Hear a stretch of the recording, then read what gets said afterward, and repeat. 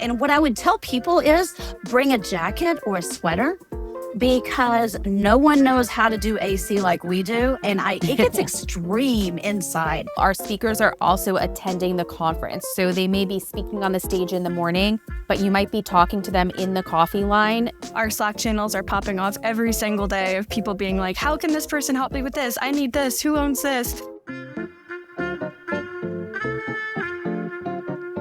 Hey, welcome to Impressive Hosting.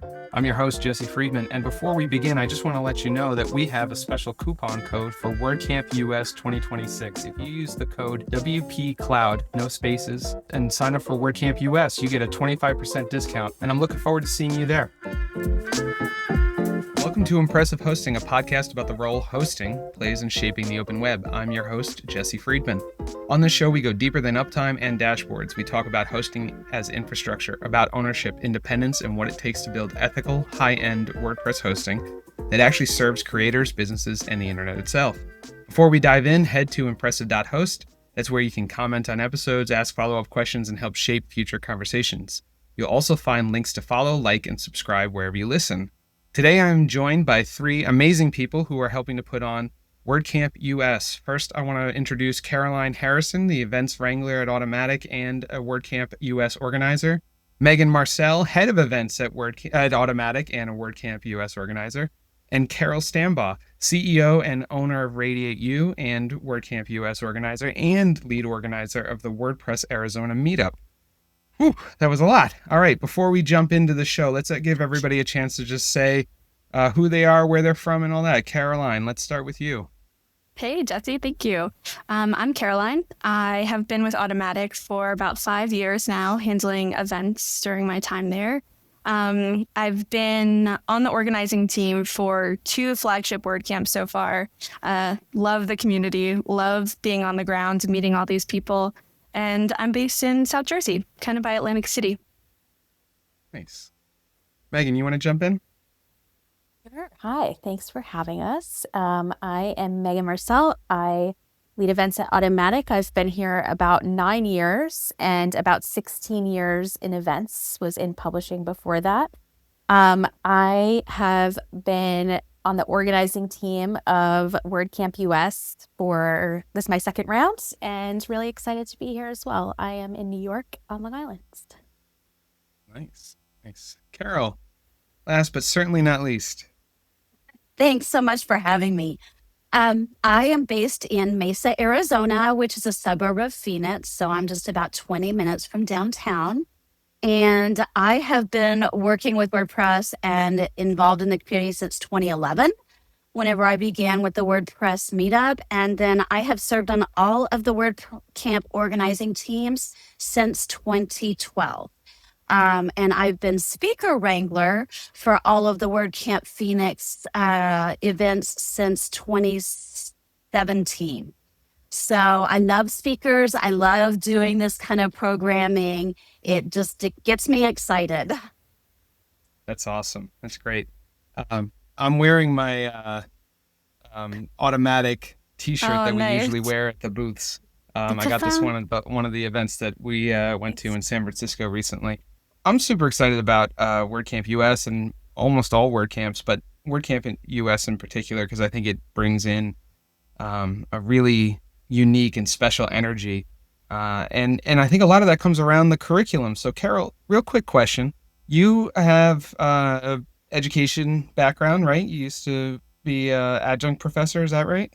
I was. I actually am a social worker by trade, but was an adjunct faculty member at ASU and their social work program. So yeah. Yes, I used to do that as well. I used to teach at 2 universities here in Rhode Island.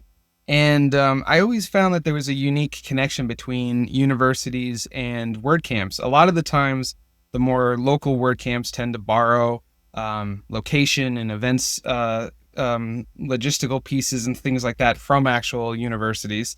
And it's always great to bring in the students as well. And I think it's really cool because WordCamps in general tend to have a educational kind of curriculum tied to it. There's always, this commercial aspect to it. There's always, industry related news and information that's being, delivered. But I think at the end of the day, we have this core philosophy through it to help you get educated and learn more about WordPress. So what do we expect to be learning at WordCamp US this year? So, funny story, just a little side note. My mom was a teacher, and as I was growing up, she always mentioned, you would be a good teacher. No, no, no, I'm not going to teach. I'm not going to teach. And so I purposely went a different direction. And then I've come full circle. And now I spend so much time either teaching or designing education. So it's kind of like mom knows best, right? Um, but this year, one thing that we've done, and I've done a lot of speaker reviews and speaker selections over the years. And one of the things that our team did differently this year was to really think in a very intentional way about who was going to be attending these camps. And we came up with 4 attendee personas of people who attend our WordCamps. Now, I'm not going to lie. AI helped me with this because, let's get real, right? But I really drilled down and did a lot of thinking about who I see at WordCamps, who benefits from WordCamps. And so we designed our program and selected our sessions thinking about each one of those personas. And as we were doing our final placement of the programs into their spot, we also were thinking, okay, on this time, who is going to attend? Sophia, Taylor, Jordan, they all have a place. Those were the names of our personas. And so we looked line by line because we really want everyone who attends to have a place all the time and everywhere. And that was a very intentional move on our part as we were both selecting sessions and placing them. Amazing. That's really great. Cool. So Caroline and Megan, I think the two of you probably have some of the hardest jobs at Automatic in general. My wife would appreciate me saying this, but she has been in hospitality and event planning for a long time. So I get to see the behind the scenes of all the intricate pieces, all the last minute stuff, all the things that come out of nowhere that you can't plan for.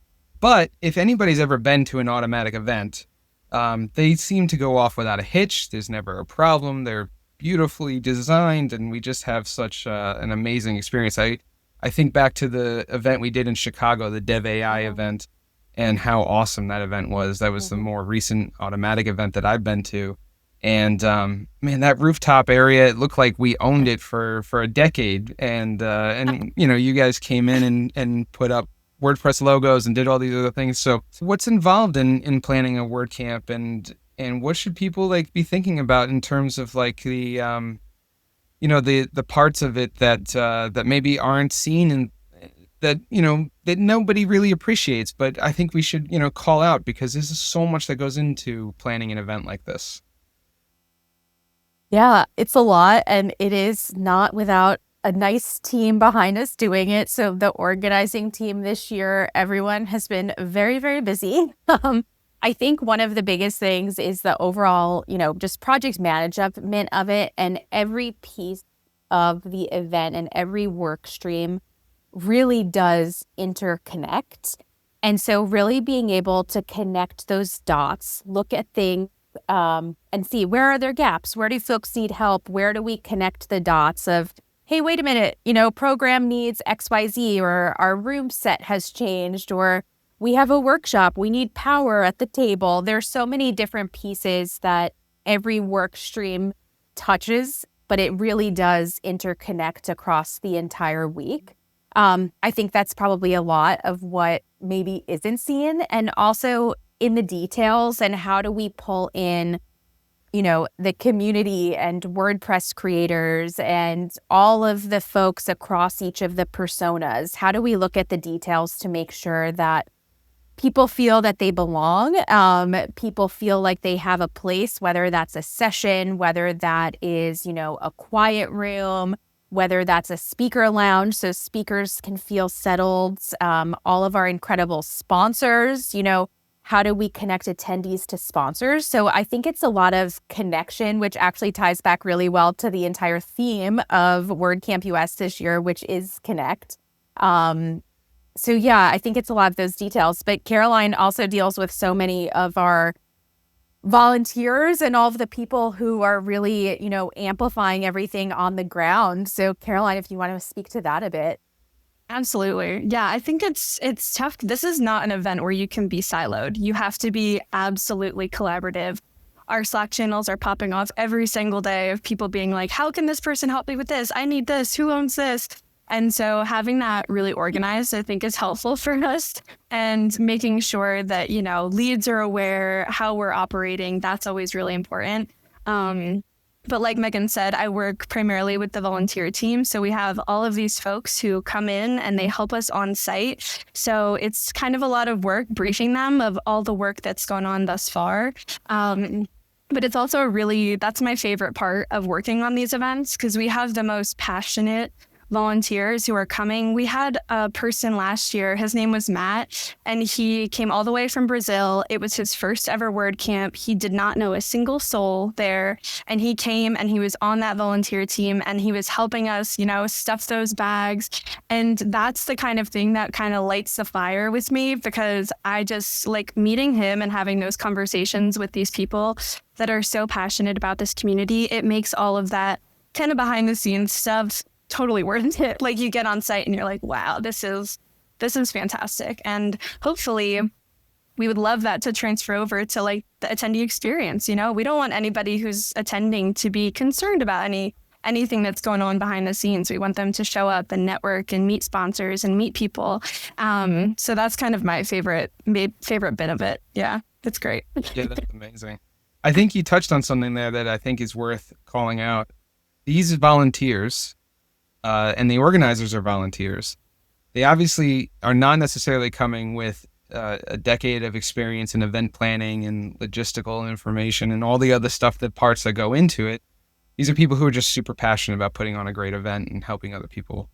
And I think in that way, it probably adds some complexity, right? Because you probably have to do some training and help get their heads around event planning.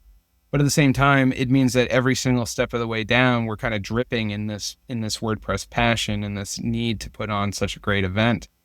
So, what would you tell someone at home who was thinking about, helping to volunteer with a WordCamp? I'd say, come on down. I mean, it is such a welcoming community. Like, truly, we have an orientation where everybody gets to know each other. And I will say, Matt, the person I was talking about, actually reached out to me again this year. He's bringing like 3 people with him this year that, cool.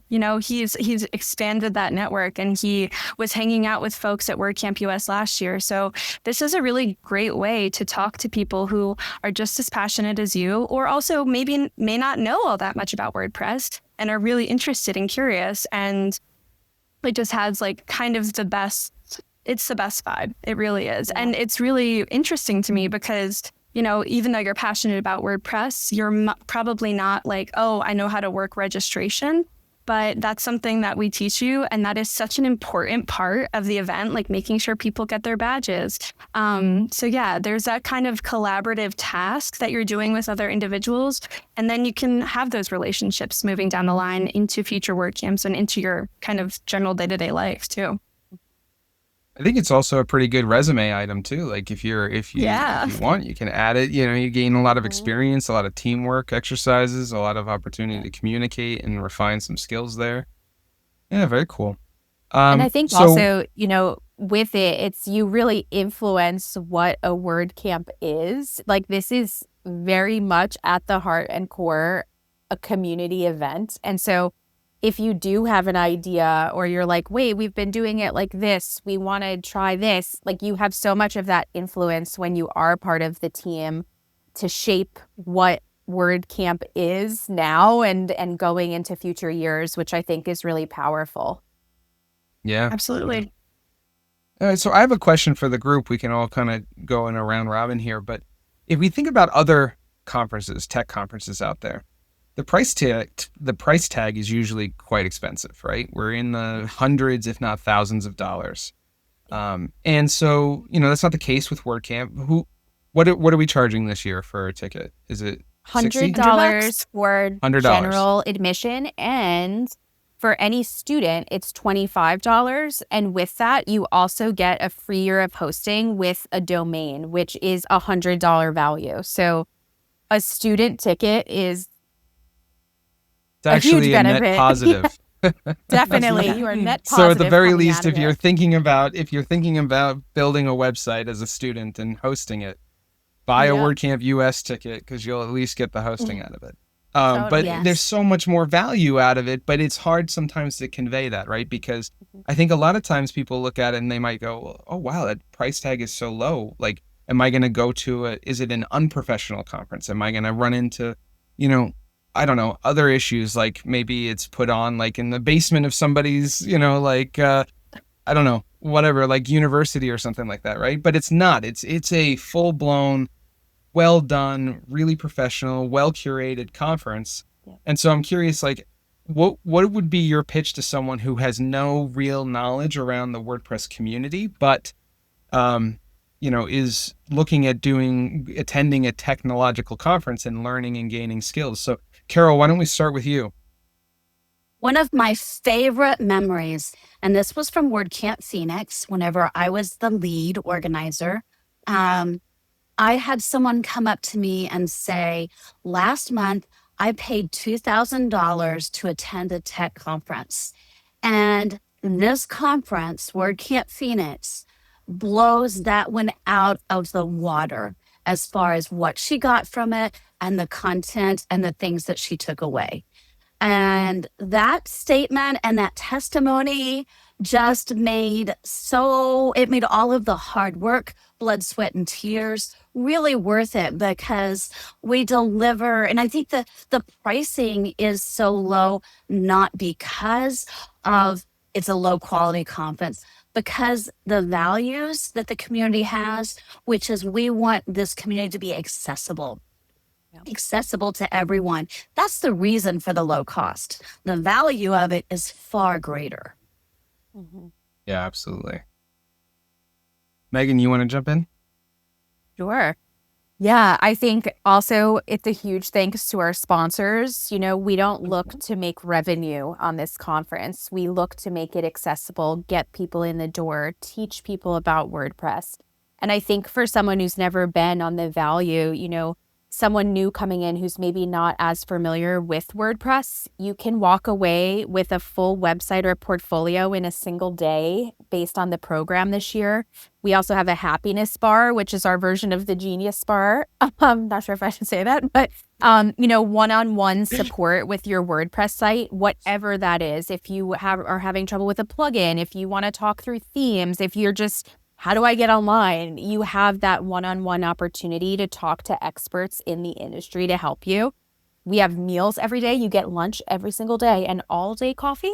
And I think also the access, not just being accessible and being able to attend with the ticket cost, but our speakers are so accessible. Our speakers are also attending the conference. So they may be speaking on the stage in the morning, but you might be talking to them in the coffee line. And it's a really great opportunity for almost a mentorship throughout the entire conference. So there's just so much incredible value there. And the ticket cost is, again, really offset by our sponsors, and it's an opportunity to get there. So that shouldn't shy anyone away. It's a beautifully done conference.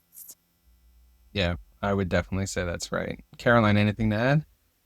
Yeah, I echo both Carol and Megan. I think that the baseline is that this is a community event, and we also really respect the community. So we're not going to throw, this kind of basement-esque conference, to use your words, Jesse. But I think that, like Megan said, there's 4 full days of content and sponsorships, and you can go and get swag, and it's in a beautiful convention center with a sponsored kind of hotel right across the street with a really good rate, so we're really trying to keep this super accessible to folks who are just exploring, or even also for people that have been in this community for 14, 15 plus years because they know their friends are coming. And we want them to continue to be able to do that as well. We offer, as Carol was saying, we offer a multitude of tracks that are both for beginners, and you can walk away with that site. But we also offer kind of a more elevated track line where, you know WordPress and you've been a part of WordPress, and that's something that is ever evolving, ever changing in this technological world. So we want to make sure that those people are also taken care of too. So it's really just open to everybody. We want you there, and that's hopefully reflected in the price. Yeah. I think it's, it was a bit of a leading question when I jumped into it, but I think that WordCamps as a whole have a reputation of being really remarkable events. And I think the price tag is just an interesting little thing that comes up when someone who may not have been a part of the community for very long may not understand this aspect of it, that we do want to, as you said, Carol, make it accessible, right? We want to make sure that everybody can benefit from it. And one of the reasons for that, I think, is because it's one of the best ways in which we can grow WordPress as a community, right? Grow its market share, grow its adoption, grow its use, grow its everything that around it. And it's something that I've seen, because I taught for years, my students started attending WordCamps, and they felt so at home, like immediately. Like everyone at a WordCamp seems eager to help you and solve your problems and teach you something. The happiness bar is something that it's not at every single WordCamp, but when you have it, it's one of those remarkable things where it's like you compared it to another bar, but it's really a place where you can go and you can get help and you can ask any single question you want about WordPress. And even if the person that you gets assigned to you doesn't necessarily know how to solve that problem, they're going to work it out with you because they want to gain that experience around that issue as well and make that better for everybody. And I think that, you go to one of these WordCamps, you'll get hooked because you get that amazing benefit from the education, the passion of the community, all those things combined. One of the things that I've heard about WordCamp US 2026 is the fact, it keeps coming up, is people being like, it's Phoenix in the summer. It's Phoenix in August. Why, right? And, we were just joking about that before the show. The fact is that if anybody knows how to do air conditioning right, it's places like Phoenix and Vegas and other places. So in fact, Carol, you're in Arizona right now. Are you worried about it? Do you think people are going to be miserable the whole time? I do not. I actually moved here from the Midwest. And when I go back to the Midwest, I cannot wait to come home to Phoenix because I'm so hot in the Midwest because I have a film of humidity all over me. And here in Phoenix, it's not like that. The one thing you have to do is drink a lot of water because you don't realize that you're sweating because the water evaporates from your body and you just chug water all the time. And it's not that bad. Raquel and I were downtown last night, walking the streets of Phoenix after dark. There were people outside. We know how to do misters well. So we're walking by a bar that's full of outdoor people who are just hanging out with the misters and having a great time. So I honestly don't. And what I would tell people is bring a jacket or a sweater because no one knows how to do AC like we do. And it gets extreme inside. Whenever I go to a movie in the summer, I take a sweatshirt because it's so cold. Yeah. Yeah, I know that feeling. I spoke at a conference in Vegas in July once, and it was like 110, 115 outside. But inside, I had wished I brought a sweatshirt because I didn't, and it was like 64 in that room. And when you're sitting in a room and you're, paying attention to a conference panel or something like that, and you're not moving, that cooler air can actually be kind of brutal. Yeah. So, I would actually say this is probably going to be a really cool conference. No. Yeah, pun intended. It will. Yeah. Very cool. And I've been to the convention center when it was 100+ degrees, and it was chilly. It was cold, and I was very comfortable. Right. What about all the logistics? Since we're talking about the conference center, obviously, when we put on these events, we're choosing a space that's going to accommodate all the people and the sponsors and all the other parts, but what about the other things like internet? The reason I'm asking is because I just went to this major event in San Francisco, the AI World's Fair, and we went to a workshop, and the room was packed, and Anthropic was going to be doing a workshop on how to use an array of agents to do something, and there was no internet. The Wi-Fi went down, and we had paid, I don't know, it was like $1,500 for a ticket, and there was no internet. So tell us a little about like how it's going to work inside the conference. Do we have? You mentioned, get lunches. Are there water stations? Like what is it like people can expect? Yeah, there's definitely internet. Especially contributor day is our first day, so it's most critical. We have internet. Phoenix is home to the Super Bowl many years, and so the convention center is set up to support that and to support the volume of people.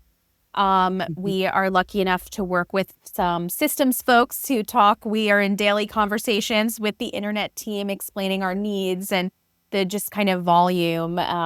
So that is very much top of mind. And if you were at WordCamp US last year, it was something that that was working. And so fingers crossed, knock on wood, but all should be good there. We have, the lunches, like you had just said, are available free of charge, part of your ticket, each of the 4 days of the conference, along with all-day coffee and tea. So that's all there. We'll also have a mercantile store. So if you did forget your sweatshirt, the WordPress mercantile store, which is our swag shop, will be on site. And we have a couple of fun collaborations that you can expect to see there as well. So lots of good stuff happening on the logistics side, and just a team that, Phoenix is really excited to have us there. And so the convention center is, really working with us on all of the needs. And we know that some of our needs are unique, just given how heavily people are on their computers and working on code and how critical that is to the success of the event. So it's very, very much top of mind as we work through it. And also talk about the cross collaboration, working closely with Carol and team on which shows are workshops. We need different table setups in a room like that versus a keynote that is more of a panel that we're listening to. So all of that is very much underway as well. Very cool. Carol, before we break on this episode, I have a question that is more related to the core thesis of this entire show. Right now, impressive hosting is more about, providing insight into hosting and agencies and all that, so that hosting companies can put out the best WordPress hosting product. And so we're doing a special episode about WordCamp US because it's a really great opportunity for anyone at home who's listening to go to another event and get something really great out of it. But more to the point of what this podcast is about, you're someone who runs an agency and you're putting on this event.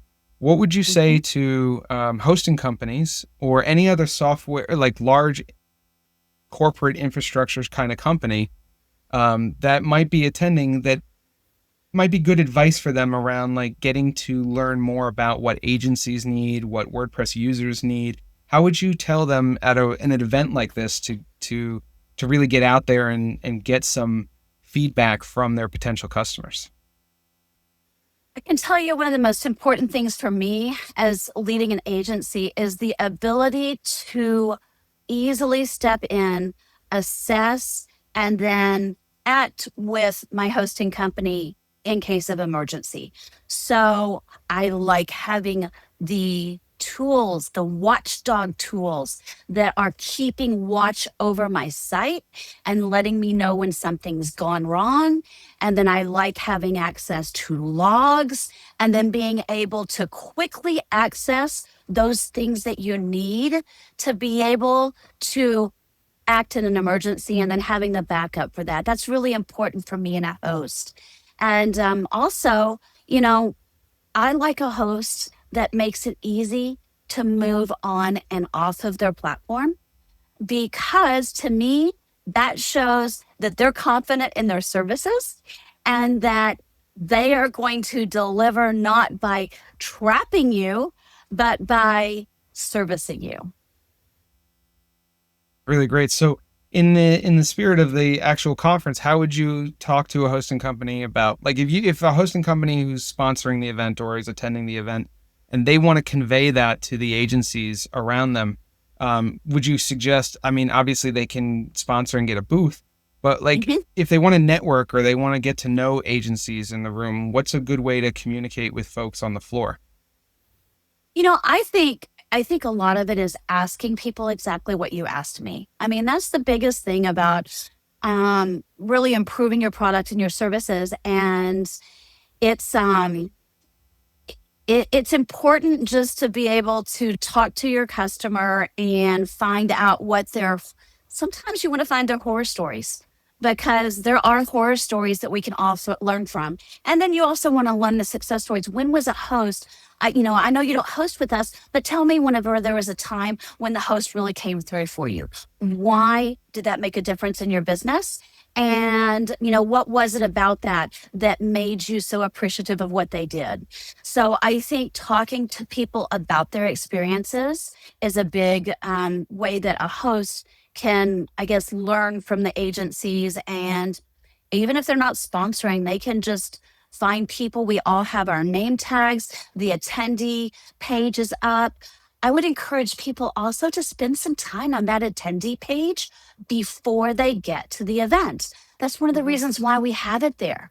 And so you can take a look at, and especially now with Claude and OpenAI tools, say who on this group right here runs an agency and give that list, and then intentionally make that list of, okay, I see someone does this. Now I want to learn a little bit about from them, what's important to them for their hosting. So I'd say take advantage of all of those things. Love it. Great.